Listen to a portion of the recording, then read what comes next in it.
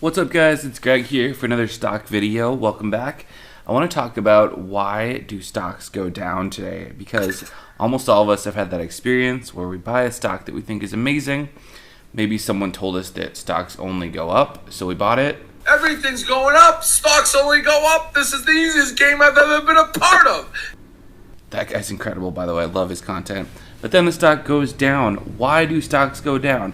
Why do good companies like APPS or Netflix or Neo, for example, why do companies that we thought were bulletproof and amazing, like OLED or Peloton, everyone's getting Peloton these days, why do they go down? Well, to be honest, there's a ton of reasons why stocks can go down at any time, but in this video I'll cover what I think are the three biggest reasons stocks go down, and then we'll also cover a few things that you should avoid, so you know when to invest and when not to invest. And before we get started, guys, make sure to get your free money below.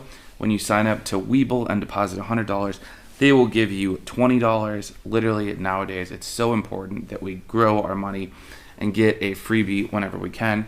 So Webull is going to be giving you at least $20 just for depositing $100.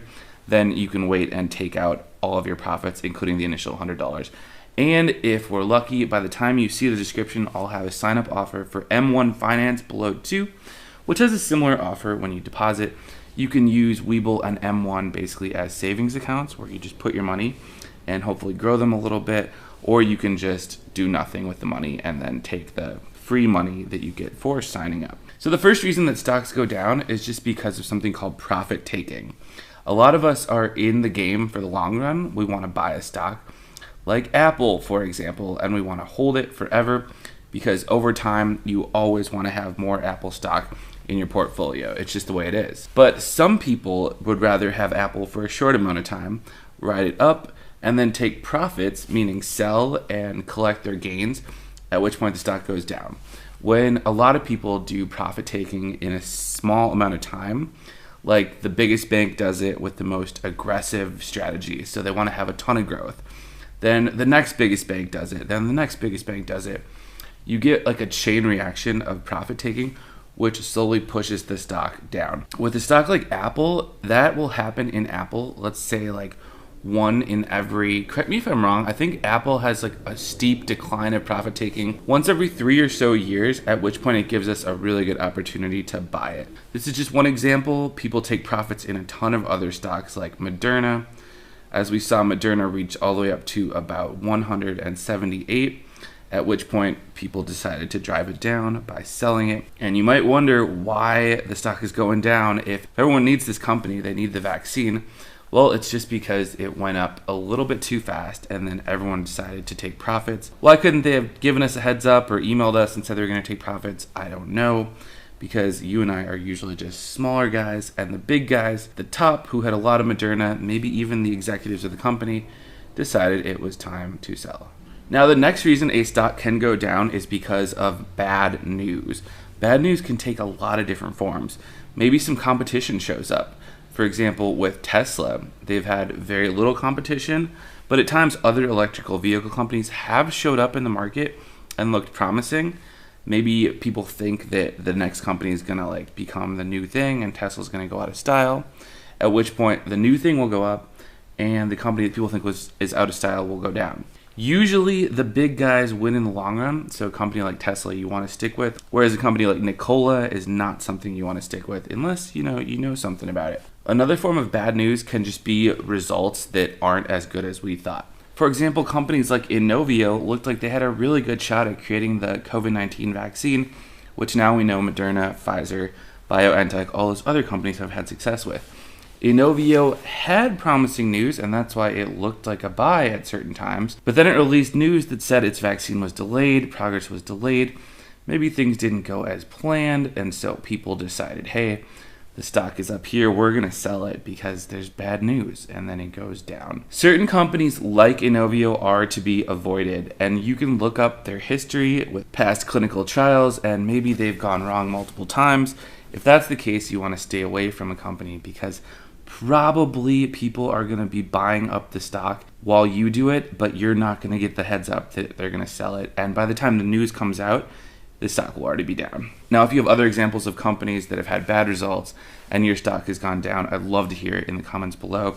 Seems like we all have a sad story where we got into a company, we thought it was great, we bought the stock, then they reported bad news, maybe we bought more, and then the news got worse. It's really painful, but at least we can console each other in the comments. Okay guys, so the final general reason why stocks go down is because of what I like to call a bearish market. Now, a bearish market or a bearish sentiment or just a bearish day is when the whole market decides to go down. For example, the Dow, the Nasdaq, and the S&P 500 are all down.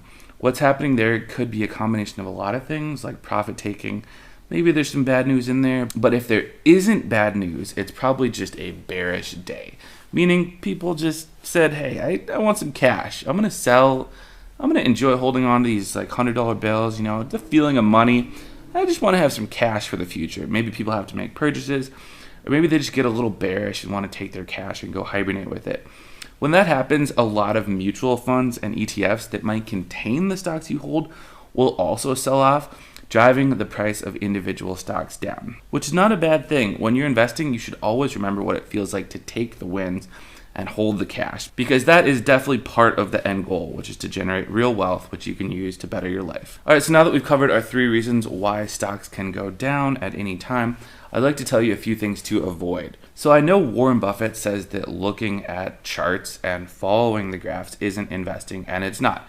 I'm not actually buying anything by scrolling my finger up and down my phone here. But what you are doing is helping yourself know when to invest. For example, if we zoom in on the 3-month chart here, we can see that my ARK fund, where I put the majority of my retirement money, I'm obsessed with ARK, by the way, and Kathy Wood, and they're coming out with new funds, including a space fund for, you know, Moon and Mars and stuff like that.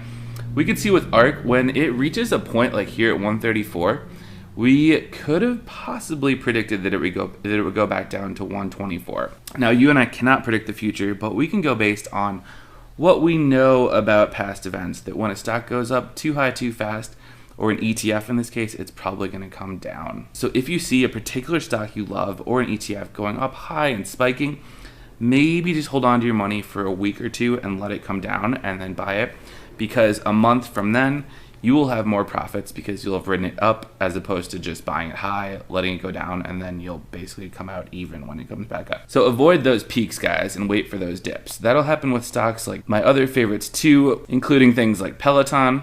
We can see Peloton has a tendency to shoot up and then climb back down, or fall rather, and then climb up.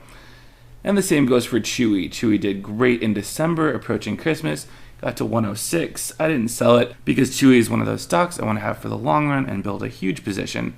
However, it did go down to the 80s, after which I bought more. So if you see that stock at a peak like this, just realize that it might fall down and then buy. And if the trend line looks good, for example, if the trend looks like Chewy, which is perfect, animals love Chewy, animals are amazing, animals deserve their food fast from an online service that also does prescriptions.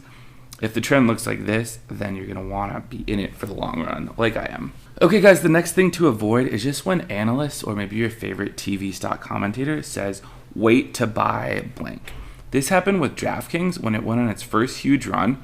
And I heard Jim Cramer say, wait to buy DraftKings, which is basically saying there's some stormy clouds coming and people are going to be selling. And maybe he knows like why they're going to sell, because, you know, there's some competition, some bad news, something like that.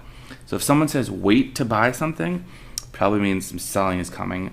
You can get a better price at a later time. All right, and the last thing I want you to avoid, guys, is just getting into companies that are too risky. Sometimes people like picking the losers because it feels good. You can be all clever and be like, haha, I bought this at a really low price. For example, a company like Alibaba. But sometimes these companies can just go lower. That's the risk you face when they just have more and more bad news. Whereas if you would put your money in something stable like ARK or maybe like Chewy, then you would have come out ahead at a later time and not had the stress of being stuck with a bad company. So avoid taking on too much risk.